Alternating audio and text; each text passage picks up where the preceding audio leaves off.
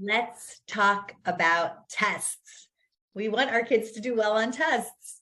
Yesterday, I had two conversations that you wouldn't think were related, but were.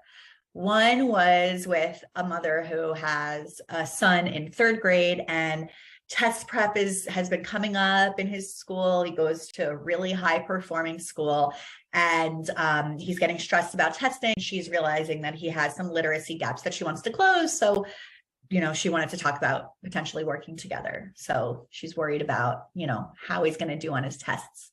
The other conversation that I had yesterday was with a friend of mine who's a therapist.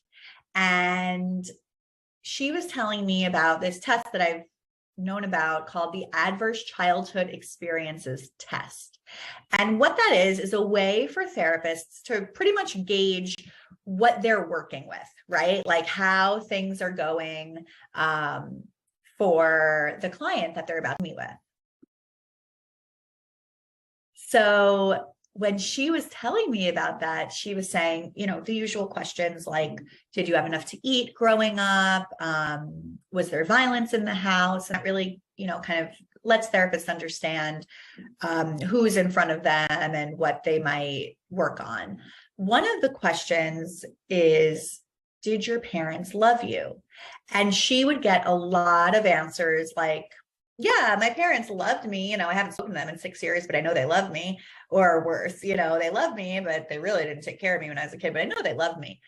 And so she and several other people in her practice have changed the question to, did your parents delight in you? And it's such a different question. And that question, when you hear a yes or a no, you really understand part of the relationship dynamic that was going on in the house. So when we ask, did your parents delight in you? We know that this child had a grown-up who was on their side, who was looking out for them. And really, like pediatric neurologists, classroom teachers, like everybody who works with kids knows that when kids have an adult who is with them and delights in them, that they are more likely to succeed as an adult.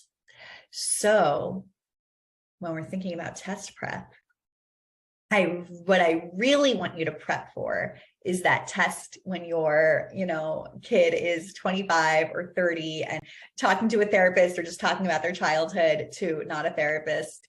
And they get asked that question, did your parents delight in you? The test that I don't want you to worry so much about is that end of third grade test, end of fourth grade test, which is really to measure how a school is doing, really to measure, kind of what's going on in a classroom, not something that Harvard is looking at, right? Harvard does not care about your fourth graders' tests. And really to think about, is there delight in our relationship? This is for two reasons. One, as I said, every child does need, really to form well. Every child needs an adult who is looking out for them and delights in them. But the second reason is for you. If you can't fake delight, you can't, right?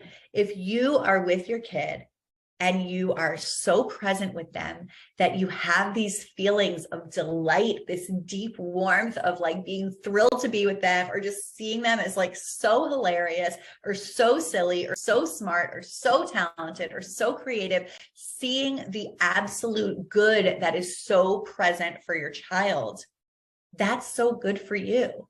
Think about all of the endorphins that you get and all of the oxytocin that's being released in your brain when you're having that bond and seeing this thing that you raised and cared for and made dinner for and stayed up late with and fought over homework. If you could do all that, then you deserve those feelings of delight as well. So I invite you to think about not just love, but am I delighting in my kid? Am I telling you to spend a half hour more every day worrying about delight? No, please don't worry about delight.